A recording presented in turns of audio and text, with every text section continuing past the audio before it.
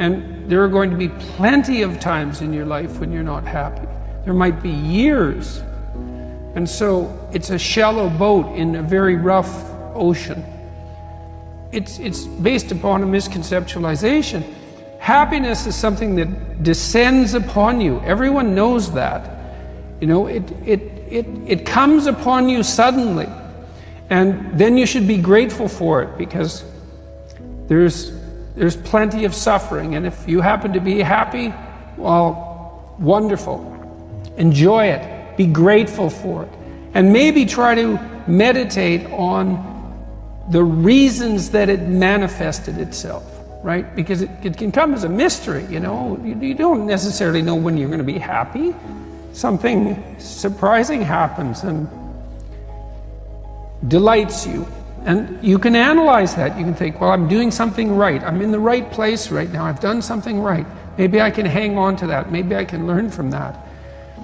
What you should be pursuing instead is, well, there's two things. You should be pursuing who you could be. That'd be the first thing. It's like, because you're not who you could be, and you know it.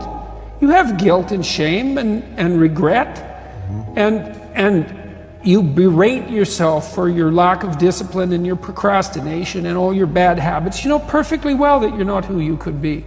And God only knows who you could be. And so that's who you should be that's what you should be striving for. And associated with that, you should be attempting to formulate some conception of the highest good that you can conceive of, that you can articulate. Because why not aim for that? It's like your life is short and it's troublesome. And perhaps you need to do something worthwhile with it.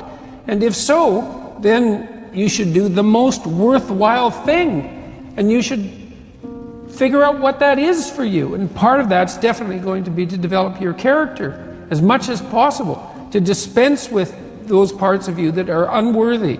And then maybe, if you're fortunate and you do that carefully, then happiness will descend upon you from time to time. And that's the best you've got. And then also perhaps during sorrowful times, or worse, evil times, the fact that you've strengthened your character and that you're aiming at the highest that you can conceptualize, that'll give you the moral fortitude to endure without becoming corrupted during those times, and to be someone who can be relied upon in a crisis. There's an aim.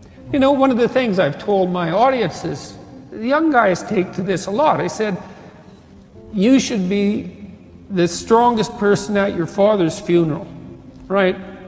Well, that's something to aim for. It's a transition, a generational transition, and it means that, well, all the people around you are suffering because of their loss. They have someone to turn to who can illustrate by their behavior that the force of character is sufficient to move you beyond the catastrophe. And you need that. And that's a great thing to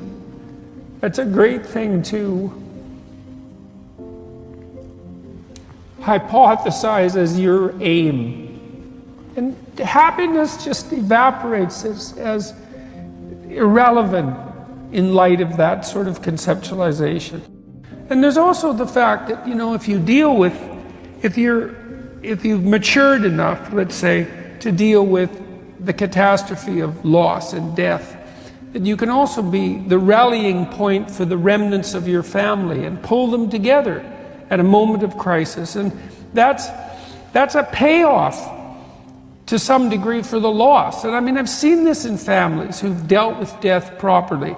The remainder of the family pulls together, you know, they become more integrated. And it's not complete compensation for their loss, but it's not nothing. And it certainly beats the alternative, where everyone fractionates because everyone's too weak to cope with the catastrophe, and and everything dissolves. So how do you actually become the strongest person at your father's funeral? What are the steps? And is it always about being mission driven? Well, the mission is the improvement of your character, the constant improvement of your character. And I think a lot of that's done in dialogue with your conscience. It's like your conscience is always telling you, Socrates said this thousands of years ago, your conscience is always telling you what you shouldn't be doing. And one of the things Socrates said was what discriminated him from the run-of-the-mill person, and why perhaps we still know of him so many thousands of years later, was that when his conscience told him not to do something, he didn't do it. He stopped saying the things that he shouldn't have been saying, and he stopped doing the things he shouldn't have been doing. And that's a start, you know. That's a discipline, I would say. That's the ability to follow a certain kind of intrinsic discipline. And maybe that's merely the cessation of evil. That's not exactly the same as the pursuit of positive good. Let's say you haven't got there yet, but that's a start. You clear away the obstacles from your vision by ceasing to engage in those activities you know to be wrong. And then the world starts to lay itself out in more pristine form.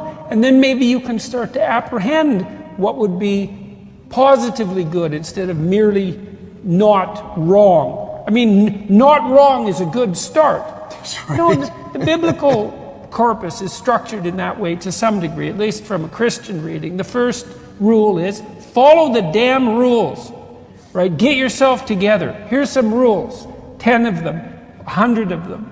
Follow them. You discipline yourself, right? You make yourself a reasonably, morally respectable individual. And so now you're not blinded as much by your own proclivity for uselessness and malevolence. And then you can integrate all that. You can integrate all those rules. And that's the beginning of the development of character. And then you can embody the union of the rules. It's something like that. And that's that ultimate nobility and character. Like in the Christian corpus, Christ is represented. Let's think about this psychologically as the perfect individual, right? We'll just think about that as the psychological representation.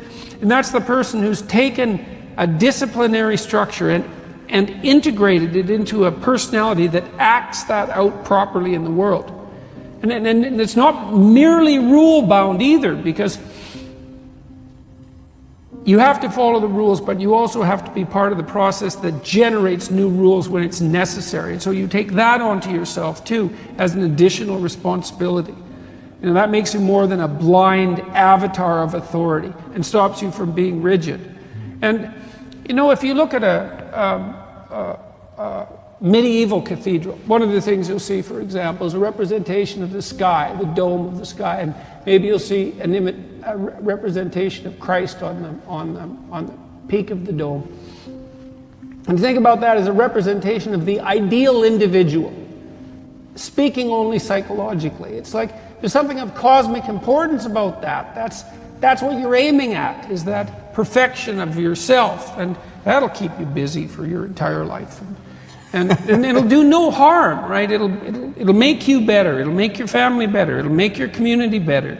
And it'll give you, and it's psychologically meaningful. So there's all that. It helps you withstand suffering and disperse malevolence. But it's also extraordinarily practical, because if you become a better person, then you start to be good for things, you know? You can fix problems. You can handle a funeral. You can handle a difficult situation, you know? And so it's not only that it's psychologically meaningful to pursue the highest of goals and the development of your character, but it's also the best possible thing that you can do practically here and now in the material world to make it less terrible than it might otherwise be. If you formulate your character properly and you put yourself together, you start also to realize that you're not... Look, if you get married to someone, the idea is that you become one, right? And so it isn't just your interest anymore, or maybe it's that your interest isn't your interest without it also being someone else's interest. right? It's insufficiently formulated. And you need that conflict with that other person to tap you into proper shape. So what you're aiming at is you and the development of your character, but more than that. And then you do the same when you introduce children into that. You expand out that characterological capacity. And then you can continue to expand that. And so optimally, yes, what serves you should be serving at every level. And I believe that part of the reason that music has such an overwhelming effect on people is because that's what it says. It says, look, everything can work in a multi-level harmony. And then people listen to music and music produces a religious-like experience in everyone, right? It transfixes them with the sense of intrinsic meaning. It's really miraculous that it does that. And the question is why? And I've puzzled over this for years. And it seems to me that the reason is that in a musical piece, everything has its proper place at every level. And so that speaks of, well, it speaks of heaven. That's the right way to put it, which is why music is so often used in churches. But it means that everyone's interests are being taken into account. You know, and it's a utopian ideal, and it's something that has to be constantly worked on. But see, people often have accused me of an individualistic bias in my moral reasoning, you know, that, well, you should get yourself together. It's like Ayn Rand. It's like, no, it's not it. You get yourself together so that you can get your family together, so you can get your community together, so that you can get the world together. All of that at the same time. There's nothing selfish about that, except the responsibility, which is on you to start that, and to bear that, and to lift that, and to act it out. So it has nothing to do with chasing your short-term, impulsive, pleasure-seeking goals.